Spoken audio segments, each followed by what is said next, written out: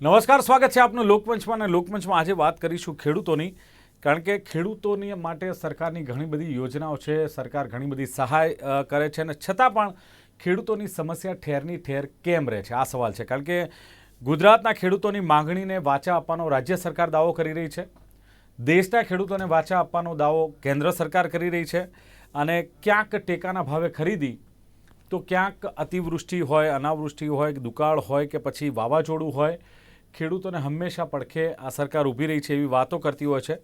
ક્યાંક ટેકાના ભાવે ખરીદી કરીને ખેડૂતોને ટેકો આપવાની વાત હોય છે, અને એને જ લઈને સરકારે તુવેરની દાળની જે ખરીદી કરી છે, અત્યાર સુધી 3.40 લાખ ટન તુવેર દાળની ખરીદી કરી છે, અને તુવેર માટે પ્રતિ જે ક્વિન્ટલ 7,550 જે જાહેર કર્યો છે ટેકાનો ભાવ. અને આ સિવાય હવે 21 એપ્રિલથી ચણાને રાયડાની ટેકાના ભાવે ખરીદી શરૂ થવાની છે, એટલે ખેડૂતોને આ ઉપયોગી થશે.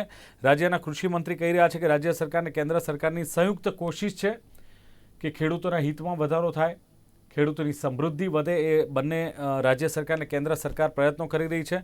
અને ટેકાના ભાવે જે ખરીદી થવાની છે એ સંપૂર્ણ પ્રક્રિયા પારદર્શક હોવાના દાવા પણ કરવામાં આવે છે. બોગસ જે નોંધણી થઈ હતી એવી બોગસ નોંધણી કરાવનાર 1.05 લાખ એટલે કે 1 લાખથી વધુ ખેડૂતોના જે નામ હતા એ નામ રદ કરવામાં આવ્યા છે, એની કમી કરવામાં આવી છે. અને કપાસનું જે બિયારણ છે એને લઈને એક પ્રશ્ન હતો કે હવે જે પોલીસની દખલગીરી હતી એ એક પરિપત્ર બહાર પાડીને એવું કહેવામાં આવ્યું છે કે હવે કપાસના બિયારણની જે વ્યવસ્થા છે એમાં પોલીસ દખલગીરી નહીં કરે, આ વાત આવી છે. તો ખેડૂતો એમ કહે છે કે સરકારને ખેડૂતોની ચિંતા છે કે બિયારણના વેપારીઓની ચિંતા છે, આવા સવાલ પણ ખેડૂતો ઉઠાવી રહ્યા છે. સિંચાઈના પાણી માટેની વ્યવસ્થા સરકાર કરી રહી છે. એક તો કરજણ ડેમમાંથી ઉનાળુ પાક માટે પાણી છોડવાનું શરૂ કરાયું છે, અને બીજી તરફ એક ડુંગળી જે પકવનાર ખેડૂત છે એ ખેડૂત ક્યાંક વ્યવસ્થાના અભાવે પાણીના ભાવે ડુંગળી વેચવા મજબૂર બન્યો છે. એટલે એમને પણ અપેક્ષા છે કે સરકાર અમને પણ સહાય કરે, અને એવી માંગ પણ કરી રહ્યા છે. ત્યારે સવાલ એ થાય કે તાતની સમસ્યાઓનો અંત કેમ નથી આવતો? આટલી યોજનાઓ, આટલી સહાય, છતાં તાતની સમસ્યા ઠેરની ઠેર. આ મુદ્દે ચર્ચા કરવા માટે મારી સાથે જોડાયા છે લોકમંચમાં ભારતીય જનતા પાર્ટીના નેતા શૈલેષ પરમાર છે. શૈલેષભાઈ, સ્વાગત છે આપનું લોકમંચમાં. સાથે જ ખેડૂત અગ્રણી જે.કે. પટેલ મારી સાથે છે. જે.કે. પટેલ, આપનું સ્વાગત છે. અને કિસાન કોંગ્રેસના ચેતન ઘડિયા છે. ચેતનભાઈ, આપનું પણ લોકમંચમાં સ્વાગત. Thank you. શૈલેષભાઈ, શરૂઆત આપનાથી કરીશું, કારણ કે આપ સરકારના પ્રવક્તા છો, અને મેં કહ્યું એમ કે સરકાર ઘણી બધી યોજનાઓ જાહેર કરે છે, ઘણી બધા સહાય આપવાની વાત કરે છે, ટેકાના ભાવે ખરીદી કરવાની પણ વાતો કરે છે, અને ખરીદી થાય પણ છે, એમાં ખોટું પણ નથી.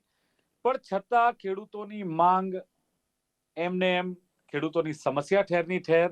તો પછી ખેડૂતોનો આવક તો ડબલ થવી હશે તો થશે, પણ ખેડૂતોનો ઉદ્ધાર ક્યારે થશે? ખેડૂતો સમૃદ્ધ ક્યારે થશે? ખેડૂતોની સમસ્યાનો અંત ક્યારે આવશે? શૈલેષભાઈ, જુઓ, જે પ્રકારે અત્યારે ચણા, રાયડો અને તુવેર એના MSP મિનિમમ સપોર્ટ પ્રાઇસ થી રાજ્ય સરકાર અને કેન્દ્ર સરકાર સંયુક્ત ખરીદી કરી રહી છે. એ ડુંગળીની વાત હોય તો ડુંગળીમાં પણ ઓગસ્ટ માસથી 1.5 ગણા જે ભાવ, એટલે કે 35 થી 40 કેજી ના ભાવ પ્રમાણે જે ભાવ આપ્યા છે, અને 2 રૂપિયા ઇન્સેન્ટિવ આપ્યું હતું. અને તે ડુંગળીમાં પણ જે નાફેડને ખરીદી સોંપવામાં આવી હતી, દેશની જે 40,000 ટન રોજની ખરીદી છે એ બાદ કરતા જે ડુંગળી જે છે એને એક્સપોર્ટ કરવાની પણ સરકારે છૂટ આપી હતી. એટલે કહેવાનો મતલબ કે ડુંગળી હોય, ચણા હોય, રાયડો હોય, એ તમામની ખરીદી માટે પણ સરકારે પહેલ કરી છે. સાથે સાથે જે કાયદો વ્યવસ્થામાં પણ ક્યાંક ખેડૂત ન ફસાઈ જાય અને એને કોઈ જે કાયદાકીય ગૂંચવણ ન થાય એનું પણ સરકારે ધ્યાન રાખી અને પોલીસની જે દરમિયાનગીરી હતી એ પણ ઓછી કરી દીધી છે, આમ તો નહીવત કરી દીધી છે.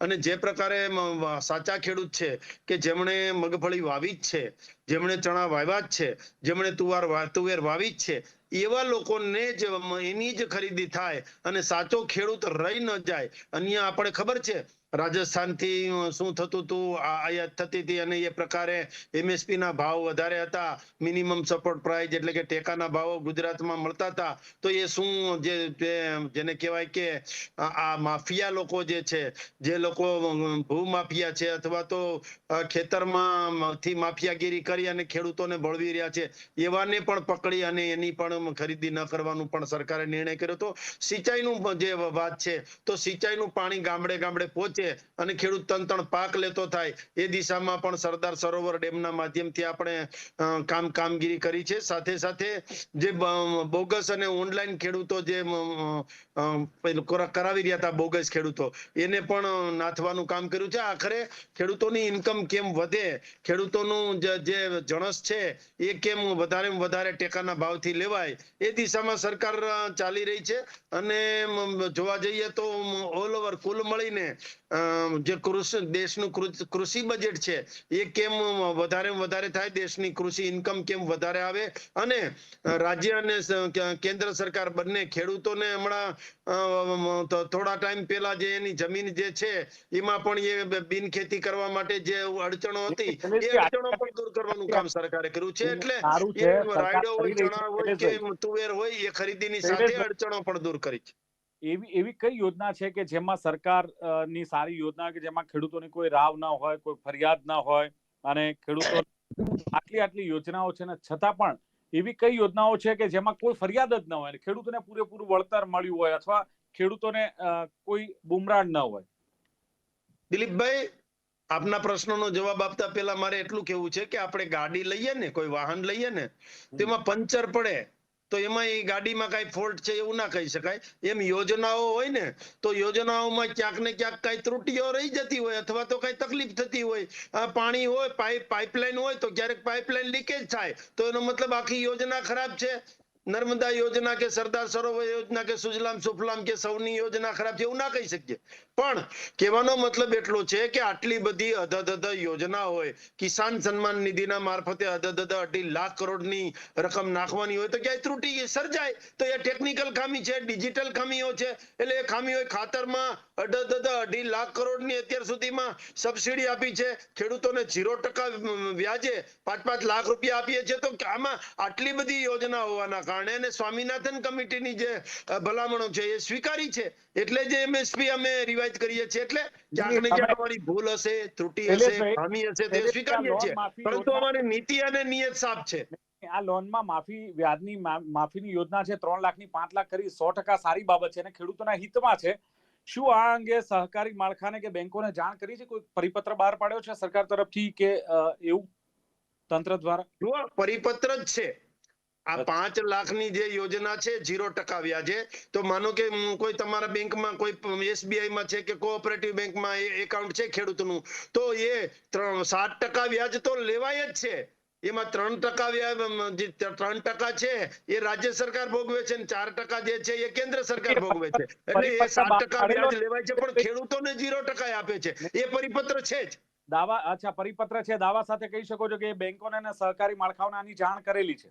સહકારી બેંકો સંપૂર્ણ રીતે બધાને ખબર જ છે. કોઓપરેટિવમાં એક એકાઉન્ટ હોય તો પણ ખબર છે, અને નેશનલાઇઝ બેંકમાં એકાઉન્ટ હોય તો પણ ખબર છે. જે કે પટેલ જે વાત કરી કે યોજનાઓ અલગ અલગ છે, શૈલેષભાઈ સારી વાત કરી. હવે એક નાની મોટી કોઈ ત્રુટી હોય તો એ ત્રુટીને કારણે આખી યોજના ફેલ ના કહેવાય. એમણે કહ્યું તે પ્રમાણે કે કિસાન સન્માન નિધિ યોજનાની એમણે વાત કરી, ટેકનિકલ ને ડિજિટલ આવી શકે. તમે જુઓ, એમણે વાત કરી કે 3 લાખથી 5 લાખમાં ખેડૂતોની લોન માફી યોજના છે. તો ખેડૂતો માટે આ સરકાર 3 થી 5 લાખ કરી રહી, તો પણ ખેડૂતોની સમસ્યા કેમ હલ નથી થતી? કેમ ખેડૂતો ફરિયાદ કરી રહ્યા છે? જે કે જી દિલીપભાઈ, શૈલેષભાઈએ બહુ સારી વાત કરી. શૈલેષભાઈએ કર્યું એ બદલ શૈલેષભાઈનો ખૂબ ખૂબ આભાર. કે મગફળીમાં કૌભાંડ થયું છે, યોજનામાં તકલીફ થઈ છે, મગફળીમાં બહારના રાજ્યોમાંથી મગફળી આવી અને ખેડૂતોના નામે વેચાણી એમએસપી થી, એ શૈલેષભાઈ સ્વીકારવા બદલ આભાર. પરંતુ દિલીપભાઈ, સવાલ એ થાય છે કે એવા લેભાગુ તત્વો પર પગલા ક્યારે લેવાય છે? એ જે લોકોએ ખોટું કર્યું એની પકડવાની જવાબદારી કોની હતી, અને એમના ઉપર ક્યારે બુલડોઝર ચલાવવામાં આવશે? પરિસ્થિતિ મુજબ જ્યારે શૈલેષભાઈએ બહુ સારી વાત કરી કે નવી શોરૂમમાંથી ગાડી લાવીએ અને પંચર પડે તો આખી ગાડી ફેલ ના ગણાય. પરંતુ જ્યારે દિલીપભાઈ આખું એન્જિન ચોકઅપ થઈ જાય ત્યારે તો આખી ગાડી ફેલ ગણવી શકાય ને. જ્યારે આપણે જે પણ યોજના ગણાવીએ એક યોજનાકીય માની લો કોઈ ચર્ચા કરવી હોય તો આપણે એક યોજનાકીય કૃષિ મંત્રાલયના કૃષિ મંત્રીશ્રી પણ ચર્ચા કરવા બેસે તો તૈયાર છે. જ્યારે અતિવૃષ્ટિ થાય અહીંથી શૈલેષભાઈની સારી યોજના લાવે, સરકારની ખામી છે કે નીચેના અધિકારીઓની ખામી એ તપાસ કરવાનો વિષય શૈલેષભાઈનો છે, એ સરકારનો છે. પરંતુ આ બાબતમાં નથી થતું. ત્યાંથી મસ્ત જાહેરાત થાય, નીચે યોગ્ય સર્વે ના થાય અને મળતું નથી.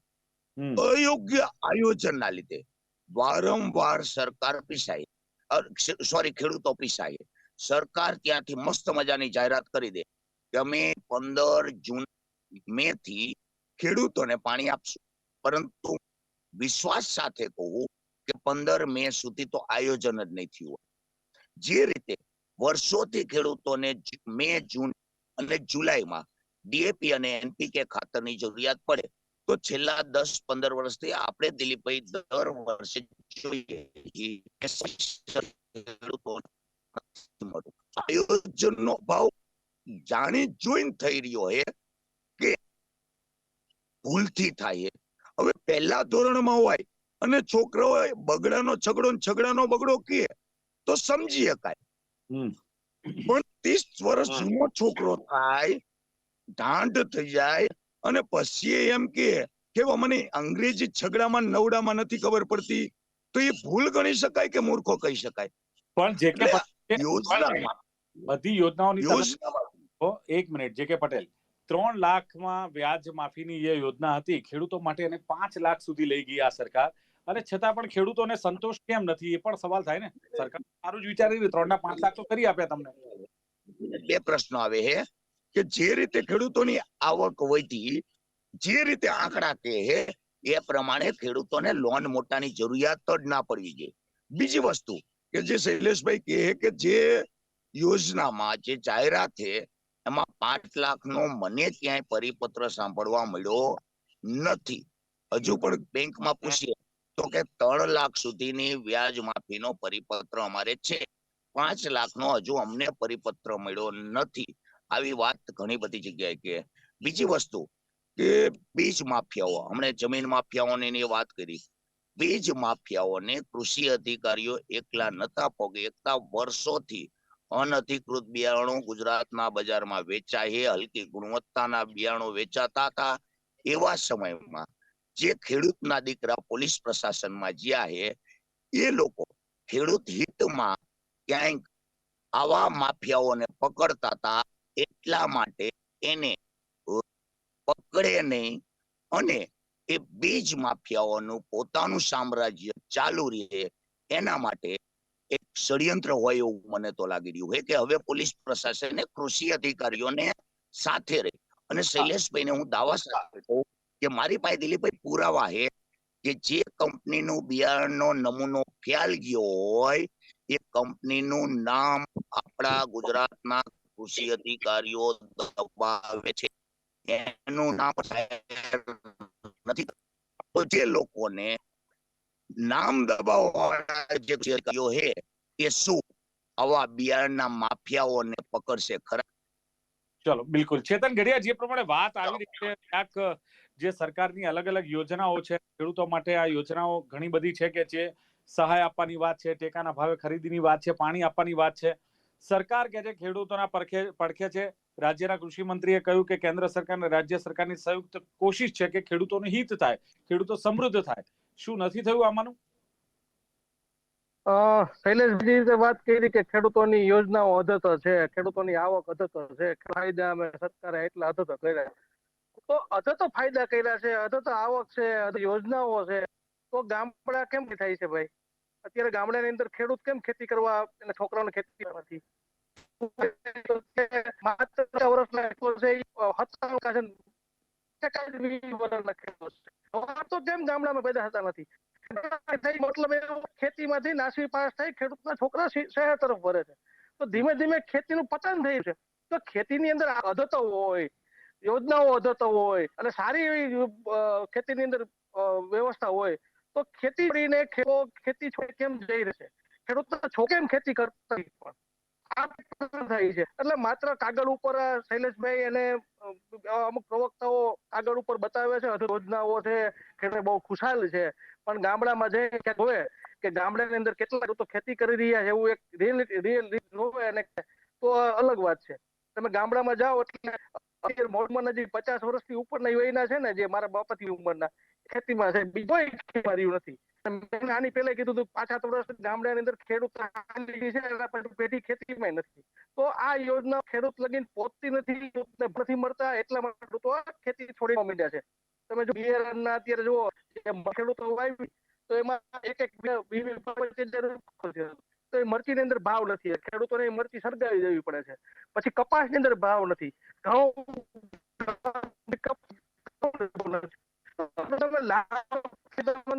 પણ એની તમે જે ખેડૂતો હોય છે, ભાવ હોય છે, કચ્છના હોય, ડુંગળીના દેવાના હોય, તો ખેડૂતોને તમે અધચાળો કરી રહ્યો. સ્વામિનાથન ખાલી વાત છે, પછી તમે લોન દો, આ તો ઓણવું છે, લૂંટાવો અને પછી લૂંટીને હું ભીખમાં એમ કહું અને હમણાં બીજી વાત કરી કે અમે ટેકાના ભાવે જે લોકોએ બંધ કર્યા હતા અને જે બહારથી મગફળી નાખતા હતા એવા લોકોને અમે એના માટે આ કાયદો કાઢ્યો. તો મારી શૈલેષભાઈ છે, કોઈ ગામમાં કોઈ ચોરી કરતું હોય અને લઈ જાય, એમ કહો તમે ચોકી રાખો અને ચોરને પકડો નહીં, તો ઈ ક્યાંનો ન્યાય કહેવાય? આ સરકાર ચણાની ને રાયડાની ખરીદી 21 એપ્રિલ થી ચાલુ કરવાની છે, ટેકાના ભાવે સમગ્ર પ્રક્રિયા પારદર્શક રાખવાની છે. એટલે સરકારના પ્રયત્નો તો ક્યાંક દેખાઈ રહ્યા છે કે ખેડૂતને એને ટેકો પણ મળે, એ પ્રમાણેના ભાવ મળે, એની જણસના એવા પ્રયત્નો તો છે જ સરકારના. મેં તમને પહેલા વાત કરી, ગામડા ખેડૂતને અત્યારે કોઈ ખેડૂતના છોકરા ખેતી કરવા નથી. તો આટલી બધી વ્યવસ્થિત આયોજન જે થાય છે, એટલી આયોજન હોય અને ખેડૂતોને આવક મળે હોય તો શું કામે ગામડા થાય?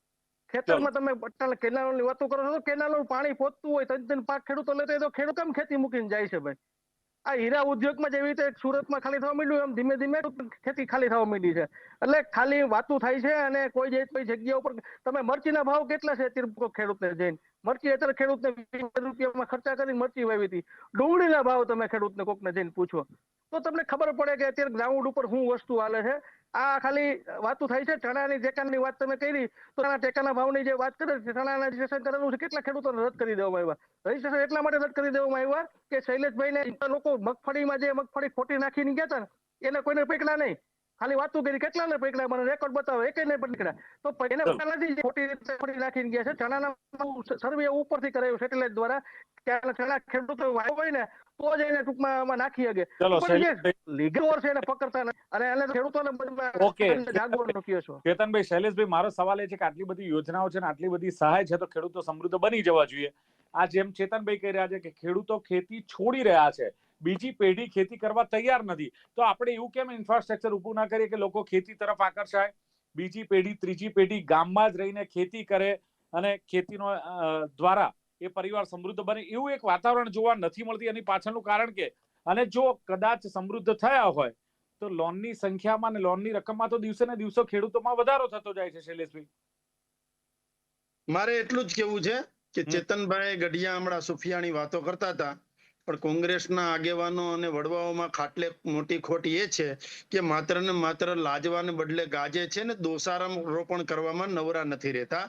હવે આમાં હું એટલું કહું છું કે માનો કે હોળીનું નાળિયેર તમારે ભારતીય જનતા પાર્ટીની સરકારને બનાવવું હોય તો બનાવો, એનો વાંધો નથી, પરંતુ અમારી જે વાત છે ને એ સત્ય અને પારદર્શક છે, નીતિ અને નિયત સાફ છે. અને આમ તો અમારી જે સત્ય હકીકત છે એ એવી છે કે 2002 માં સિંચાઈનો વિસ્તાર 39 લાખ હેક્ટર હતો, આજે 2024 માં 93 લાખ હેક્ટર થયો, તો ખેતીમાં વધારો થયો કે નહીં? સિંચાઈનું પાણી વધારે જોઈએ છે કે નહીં? પેલા જે એક એક પાક જ માંડ લેવાતો હતો, અત્યારે 3 પાક લેવાય છે તો પણ સારું નથી. એવી વાત કરો તો પેલા કિસાન સન્માન નિધિ નહોતી, અત્યારે કિસાન સન્માન નિધિના મારફતે ખેડૂતોને ફાયદો થાય છે તો સારું નથી. એપીએમસી નું આધુનિકરણ કર્યું તો એ સારું કામ નથી કર્યું. નીમ કોટેડ યુરિયા કર્યું તો એ સારું કામ નથી કર્યું. ટેકાના ભાવે ખરીદી કરી એ સારું કામ નથી કર્યું. 11 પેકેજો આપ્યા અત્યાર સુધીમાં અને 10,29,000 કરોડની જે સહાય ખેડૂતોને માવઠાના કારણે જે તકલીફ પડી એમાં કરી તો એ સારું નથી કર્યું. અમે જાણીએ છીએ ખેડૂતોને બિયારણ, ખાતર, મજૂરી, ટ્રાન્સપોર્ટેશન નો ખર્ચ થાય છે. આ ઢોર ખાય, રોજ ખાય, મોર ખાય, ચોર ખાય, સાહુકાર ખાય, વધે તો ખેડૂત ખાય, અમે માનીએ છીએ. પણ એમ છતાં પણ જ્યારે 2000 વીજ કનેક્શન જુઓ, અમથા એમ નામ કોઈને વીજ કનેક્શન ની જરૂર પડે? ખેડૂતોને 2022 માં 2100 કરોડના વીજ કનેક્શન આવ્યા અને યુનિટ જે વપરાતા હતા 2100 કરોડ વીજ યુનિટ, એની બદલે અત્યારે 2300 કરોડ વીજ યુનિટ 2024 માં વપરાય છે. દર વર્ષે 2002 માં 103 કરોડ જ વીજ યુનિટ વપરાતા હતા, અત્યારે આ 2100 કરોડ વીજ યુનિટ વપરાય છે. એમ છતાં પણ ખેતીમાં તકલીફ છે. અને તમે જે કઈ વાત કરો, માનો કે ફાર્મ ટુ ફૂડ ની યોજના લાવ્યા છીએ, કોટન ટુ ક્લોથ ની યોજના લાવ્યા છીએ, એક દેશ એક બજાર ની યોજના લાવ્યા છીએ, ખેડૂત એક્સપોર્ટ કરતો થયો છે, તો આ બધું ખોટું ભાઈ. ખેડૂતની ઇન્કમ વધી છે, ખેડૂતનું કૃષિ બજેટ વધ્યું છે. વાત યાર આમ તો જોવા જઈએ ને ભાઈ ચેતનભાઈ, તો ગોળ છે ને, ગોળ એ ગળ્યો જ હોય. એમ ખેતીમાં અત્યારે પેલાના કરતા સારું છે. ગોળ જેમ દિવસે ખાવ તો ગળો લાગે, રાત્રે ખાવ તો ગળો લાગે, એમ ખેડૂતને અત્યારે આવક થઈ રહી છે. ખેતીમાં કેટલું ગળપણ છે, જે કે પટેલ જે પ્રમાણે ઘણી બધી યોજનાઓ એમણે ગણાવીને ઘણી બધી વાતો કરી, તો એ પ્રમાણે તો આખું બધું જ આ હરિયાળું લાગે છે. જેમ ખેતરમાં હરિયાળી હોય એમ આખું ચિત્ર હરિયાળું દેખાય છે.